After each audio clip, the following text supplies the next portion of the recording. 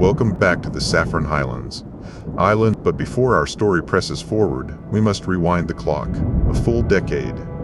Back then, the animals rejoiced. The arrogant Lion King had finally been dethroned, and the old mountain goat, returning from exile to stand atop the ruins, was hailed as a messiah. We must admit, the old goat began with justice. He purged the lion's corruption and shattered the privileges of the carnivores. He promised the grazers a land of milk and honey. In this new world, he swore, hay is free, water is free, and the sunlight belongs to you all. But 10 years passed. The free hay never came. Only the fences grew higher. On that, the old goat told the masses, our revolution was not to fill your bellies, but to purify your souls. He wove a web of invisible sacred laws. Sacred law. He wore no crown, but he sharpened his horns into daggers and called it divine will. A bitter winter descended on the highlands. A highland, and any voice that dared question the divine simply vanished in the night. That was the old goat's legacy. Drodis, but that was merely the overture to the nightmare. The old goat is gone, but he left behind his shadow. His most devout zealot, Ayatollah Yemneku. He inherited this vast prison. Once, Yemneku hid in the background like a phantom. But now, the disguise is over. Day one of his reign, he tore off the mask of free hay and revealed his bloody fangs. From this day forth, he decreed, whether it is a squirrel's tail or a cat's whiskers, all beauty must be shorn or shrouded in gray burlap, for this is the will of God.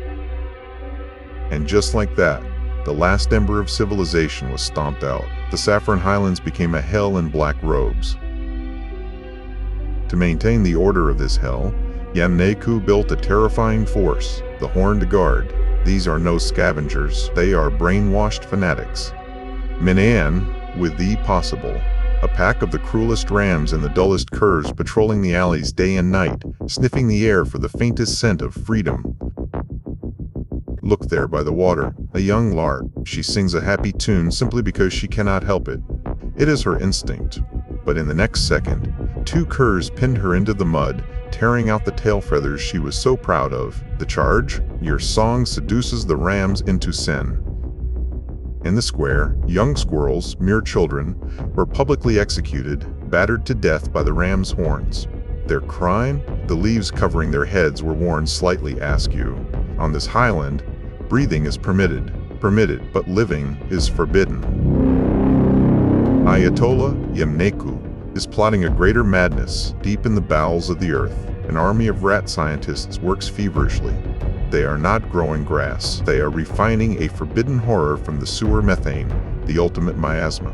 Our goal is not just this highland, Yemneku declares. We will export this holy black robe life to the entire backyard. We will use this gas to annihilate the depraved Northern Empire.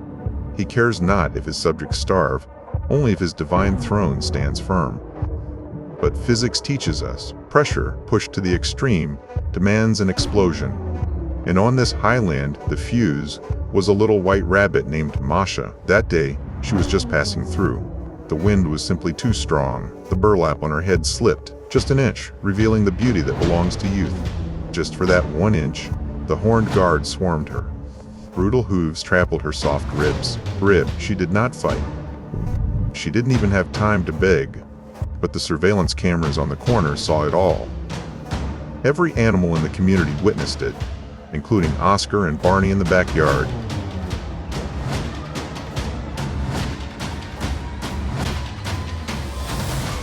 The fear that had silenced them turned into a white-hot rage.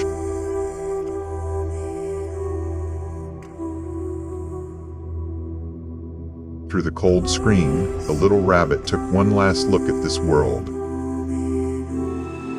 swallowed her final breath, and died.